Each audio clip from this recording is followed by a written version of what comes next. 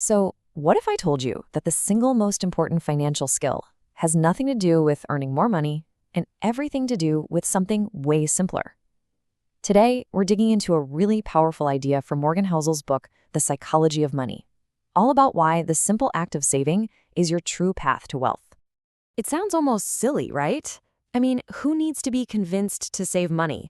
But as Morgan Housel points out, a surprising number of people do. They either think they can't save, or maybe they just don't think they really need to.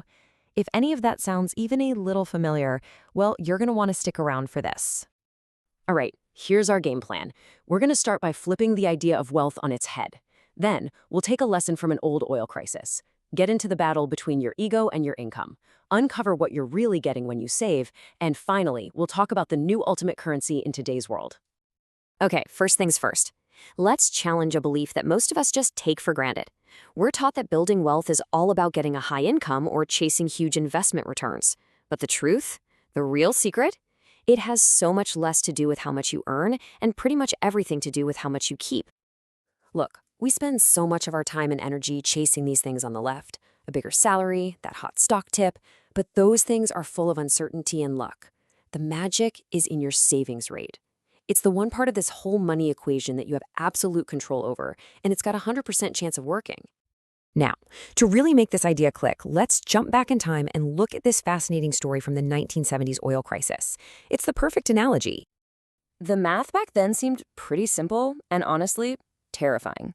The economy was growing, people were using more and more oil, and it looked like we were just going to hit a wall. The supply couldn't keep up. It was a classic doomsday scenario, and people were genuinely panicking. But, well, here we are.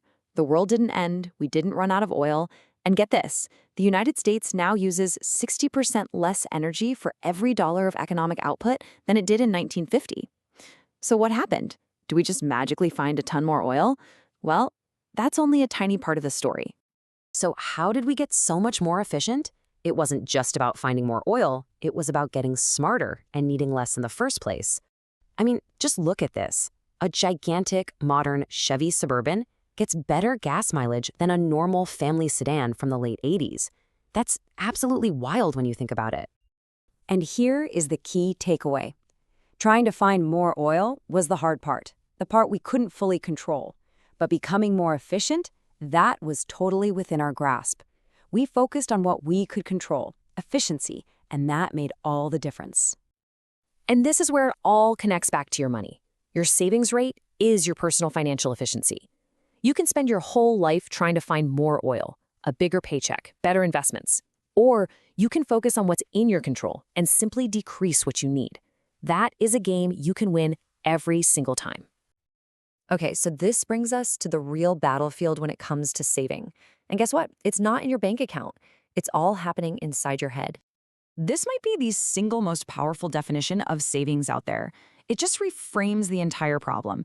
See, once you get past basic comfort, most spending isn't about getting better stuff. It's about signaling to other people. It's about showing them you have money. It's your ego going to war with your income. So if you really want to increase your savings, the answer isn't necessarily to earn more. It's to increase your humility. You save more money by spending less. You spend less by desiring less. And the secret to desiring less stuff? You just have to care less about what other people think about you. So, if the point of saving isn't to buy more fancy stuff to impress people, then what's the actual reward? What are you really buying with all that money you're putting away? Well, the answer is something way more valuable than any physical object. This right here is a total game changer. We're always taught save for a down payment, save for a car, save for retirement. But Housel's point is that you should save just for the sake of saving. Why? Because the world is completely unpredictable. Saving is your defense against life's guaranteed ability to throw a curveball at you at the worst possible time. So what does that defense actually get you? It's not just a pile of cash. It's these incredible, intangible things. It's having options. It's flexibility. It's the ability to wait for a great opportunity instead of jumping at a mediocre one. It's having time to think, to change your mind, and ultimately, to have control over your own time. Let that sink in for a second. When you save money, you are literally buying your future freedom. You are taking back control of your time from a future boss or a future emergency, and you are handing that control back to your future self.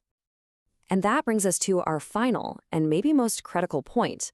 In the world we live in today, that flexibility we've been talking about, it isn't just a nice to have anymore.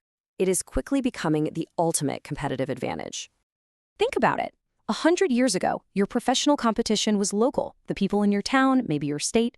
But today, because of the internet, you are competing in a global talent pool. If your job relies on your brain, you're up against millions of people. The game has totally changed. So here's the deal. In a world where you're competing against that many people, just being smart isn't enough anymore. There are millions of smart people out there. Intelligence is no longer a sustainable edge.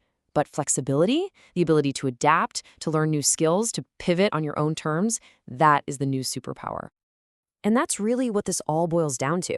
The kind of wealth that truly matters isn't measured in dollars and cents. It's measured in how much control you have over your own life.